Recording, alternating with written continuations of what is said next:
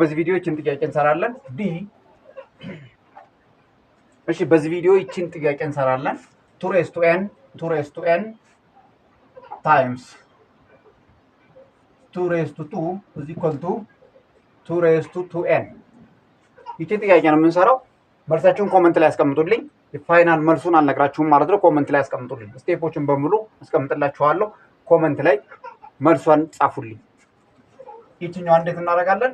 ሲባዛ ስለሆነ መደመር አለብን ማለት ነው። ይችኛዋ እዚህ ጋር ሲባዛ ከሆነች ኤክስፖኔንቶችን እንደምራለን። ስለዚህ ይችን ቤዟን አንድ እንወስድና 2n + 2 እናደርገዋለን ማለት ነው። ይሄኛው እንዳለ ነው እንወስዳለን።